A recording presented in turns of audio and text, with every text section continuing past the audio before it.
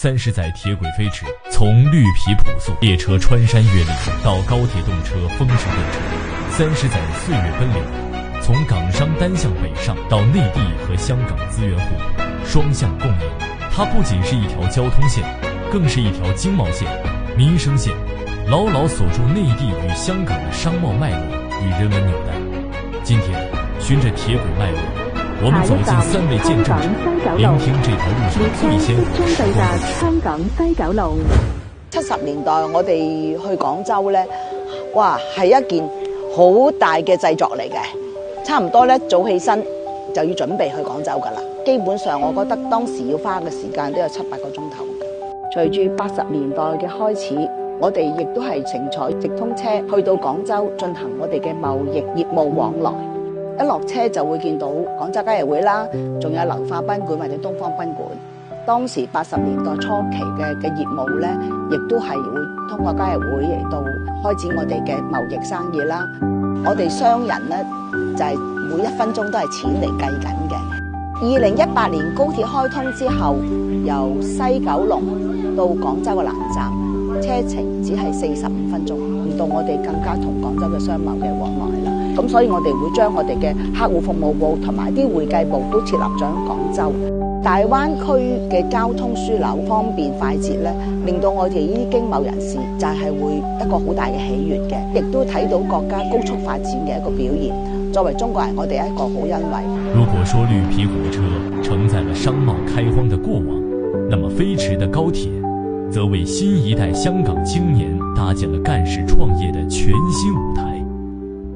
咁其實香港人北上係已經好平凡嘅一件事啦。高鐵或者我哋話交通啦，喺香港其實交通係好緊要，單止係可以加速到兩地嘅一個交通嘅一個緊密嘅聯繫啦。咁其實係方方面面，包括退休啊，包括而家生活上嘅一啲連接、民生方面嘅、經貿方面嘅，其實都係非常之緊要嘅。其實市民見到便利咗啦，咁其實經貿就會自然咁樣過嚟。咁其實我都見到啦，咁同好多美國嘅朋友有講起，咁其實香港作為一個超級聯繫人同埋超級親殖人嘅一個角色啦，其實可以幫到佢哋好多嘢，特別係喺金融啊、法律啊呢方面，其實都可以俾到好多專業嘅人才同埋專業嘅服務佢哋嘅。咁加上其實香港而家都係出名一程多站啦，咁有高鐵咁方便嘅一個交通工具，其實一程多站係非常之容易做到嘅。咁亦都係好多外國人嚟到香港，一開始就可能嚟旅遊先啦，咁嚟了解下香港個情況同埋內地嘅情況，咁其實就會發現到其實香港作為一個出發點係非常之舒適同埋非常之合適嘅。高效通達的高鐵網絡，讓陳穎欣在開展兩地青年服務工作時更加從容靈活，也為他帶領香港青年北上交流、拓寬視野提供了極大便利。先後2次啦，就舉辦過咧電商技能嘅交流團嘅，咁就希望咧帶我哋香港嘅年青人啦，就去到廣州啦，就跟下廣州嘅老師，尤其係有實踐經驗嘅，咁希望咧年輕人咧，除咗喺即係技能上有所提升啦，亦都可以咧了解下我哋國家嘅發展嘅。咁我記得咧，我帶呢個青年團咧，我都係特別咧安排咗咧。我哋係1程高鐵，1程咧就係直通巴，等大家感受到咧有高鐵嘅好處。48分鐘嘅高鐵車程啦，的而且確咧係令我哋